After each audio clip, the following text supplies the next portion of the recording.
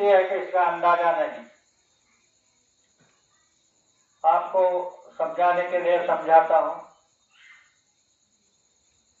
अनुसया को आप जानते हैं, जिसने तीनों देवताओं को बच्चे बनाए। आपका इतिहास गवाह है, मैं मेरे तरफ से नहीं बता रहा हूं। तीनों देवताओं के पत्नी ने कहा कि मृत्यु लोक में एक नारी है और उसका तप बढ़ता जा रहा है। उसका तप बढ़ जाएगा, वो इंद्रासन ले सकती है। इंद्र को नीचे जाना पड़ेगा। तो तीनों देवता वेश बदल करके अनुसया की कुटी के सामने आकर अल्लख जगा दी। अनुसया कुटिया में गई, मुट्ठी भर अनाज लाई, कहने लगी, लो महाराज भिक्षा लो। तीनों देवता कहने लगे, ऐसे नहीं लेंगे। तो बोले, कैसे लेंगे? या तुम्हारे वस्त्र उतार दो। सुनते ही अनुसया के कान फटने लगे। क्या करें? अगर मैंने वस्त्र नहीं उतारे तो मेरा धर्म चला जाएगा, और वस्त्र उतार दिए तो मेरा सतीत्व खत्म हो जाएगा। आगे धर्म संकट में। तो वो जानती थी, नारी के लिए पति ही परमेश्वर होते। नारी के लिए ऊपर का देवता कुछ नहीं, पति ही परमेश्वर होते। तो उसने अपने हाथ पर जल लिया और कहा कि हे पति परमेश्वर, मैं संकट में हूं, धर्म संकट में हूं। ये मुझे वस्त्र बना करके भिक्षा मांग रहे हैं, तो मैं ये जल इन पर छिड़कता, इनको छोटे छोटे बच्चे बना दे। आपका इतिहास गवाह है, तीनों देवता बच्चे हो गए। घर में गई, वस्त्र उतार दिया, स्तनपान करा करके पालने में सुला दिया। तीनों देवियों को पता चला कि उनके पति अनुसया के, उसके पति अनुसया के घर पालने में सोए हैं। तीनों देवियां नीचे उतर करके आई। अनुसया से हाथ जोड़कर कहने लगी, माता जी, हमारे पति हमको वापस कर दो। अनुसया ने कहा, वो पालने में सोए हैं, अपने अपने पति को उठा लो। तीनों देवता पालने के पास गए। लक्ष्मी विष्णु को उठाने लगी तो ब्रह्मा को उठा लिया। ब्रह्मा हाथ पर झटकने लगे, रख दिया। सावित्री ब्रह्मा को उठाने लगे तो शिव जी को उठा लिया। शिव जी हाथ पर झटकने लगे, उन्हें भी रख दिया। दुर्गा शिव जी को उठाने गई तो विष्णु को उठा लिया। यानी तीनों देवियों ने अलग अलग के पति को उठा लिया। उनका तीनों का सतीत्व खत्म हो गया। आज अगर तुम उनको देवियां मानते हो, पर करने से उनका सतीत्व खत्म हो गया। तुम इस धरती पर नारी बन करके आई हो, अब तुम्हारे अंदर यह अधिकार है। अगर तुम्हारे ऊपर कोई आफत आ जाए तो पहले एक काम करना, सभी बहनों को मैं हाथ जोड़कर मत्था चरणों में रगड़ करके कह रहा हूं, मुझे आपसे कुछ लेना देना नहीं है। हर बहन अपने पति को परमेश्वर समझे। बहन के लिए देवता धरती के ऊपर पति है, उनके आदेश का पालन करें। जो वो कहे वो करो, भूल कर भी उससे झगड़ा न करें। 3 बातें, ये मैं नहीं कह रहा हूं, ये शास्त्र है। इन 3 चीजों की तुमने पालना कर ली और 6-7 महीने हो गए,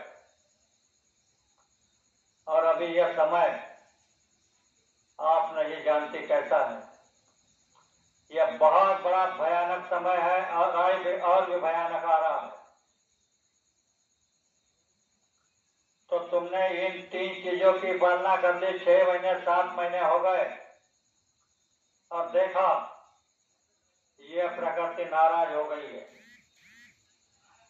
यह सबका सफाया करना चाह रही है, अधर्मियों का सफाया करना चाह रही है। पहले परिवर्तन हुआ राम के समय में, तो राम ने तुमको मदद कर दी। भगवान कृष्ण के समय में परिवर्तन हुआ तो भगवान कृष्ण ने तुमको मदद कर दी। अभी यह परिवर्तन अवतारी शक्ति द्वारा नहीं, प्रकृति के द्वारा होने जा रहा है।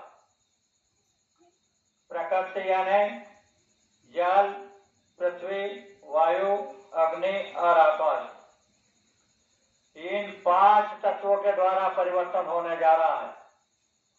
प्रकृति हमारे तुम्हारे कर्मों से बहुत नाराज हो गई, तो क्या करोगे? प्रकृति क्या करती है मालूम है ना? थोड़ा नमूना आपने देखा, 8-9 साल पूर्व आपने देखा नेपाल और उत्तराखंड में क्या हुआ।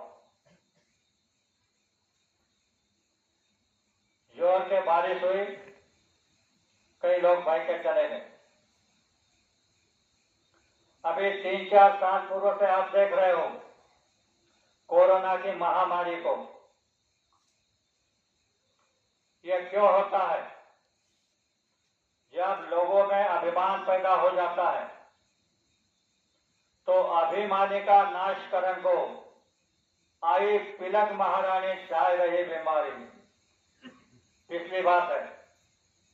अभिमानी का नाशकरण को आई पिलक महारानी जगराने छाए रही बीमारी। ईश्वर ने तो कहर किया, बीमारी तो भेज दी, मुर्दे पीछे मुर्दे चले, एक एक ललकारे, एक मुर्दा दफन करे तो दूसरे की तैयारी तो करते करते तीसरे का प्राण जावे, आदमी थक गए, गाड़ी पे लेके जावे, ऐसा भी समय आया था। और अभी इसी समय के लिए वो राह देख रहा है। आप एक भ्रम में रहो, कोई सुशिक्षित कोई किताबें पढ़ता है तो भ्रम में रहेगा कि भगवान ने तो वादा किया है कि जब भारत देश में धर्म को ग्लानि बढ़ती, भारत देश में धर्म को ग्लानि आएगी तब मैं आऊंगा। तो क्या करूंगा? अभ्युत्थानम अधर्मस्य, अधर्म का उत्थान करूंगा। परित्राणाय साधूनाम, साधु की रक्षा करूंगा।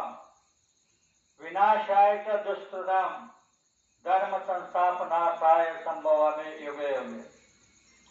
यहाँ पर लिखा है कि मैं धर्म के परित्राणाय साधु नाम, साधु की रक्षा करूंगा।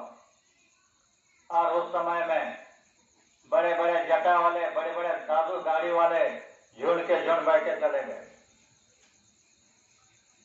ये एक ईश्वर का व्यूह रचना है। जैसे द्वापर युग के समय में चक्रव्यूह की रचना हुई थी, ऐसी एक रचना है। तुम मन में यह समझोगे कि साधु बैठ गए, कुछ नहीं हुआ, साधु की रक्षा भगवान कर नहीं पाए, तो सुन लो, साधु किसको कहते हैं?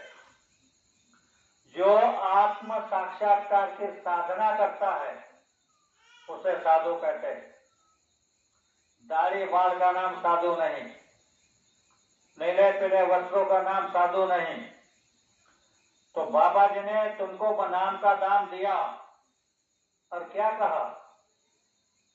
मोहल्ले के लोग मोहल्ले में साधना में बैठना, शाम को साधना एकांत में होती है, मैदान में नहीं। पर बाबा जी ने आदेश दिया कि शाम को मैदान में सब लोग बैठना। और वहां पार्लियामेंट में उस विनाशकारी शक्ति को बता रहे हैं कि ये देखो, ये साधु है, ये साधना कर रहे हैं, साधना बनी नहीं, लेकिन महात्मा के आदेश से साधना कर रहे हैं, तो इनकी रक्षा की जिम्मेदारी तुम्हारी और विनाश की जिम्मेदारी तुम्हारी। यह कैसे सिद्ध होता है सुन लो। पुराने महात्माओं ने देख दाग कर लिखा है, 97 में सतपड़ा, 98 में काल, 99 में बिरला बचे, 100 में जय जयकार। ये ऋषियों ने मुनियों ने लिखा था, कुछ नहीं हुआ, ना सतपड़ा ना विनाश हुआ, कुछ भी नहीं हुआ। अब तो 24 चल रहा है। तो बहनों, समय बहुत खराब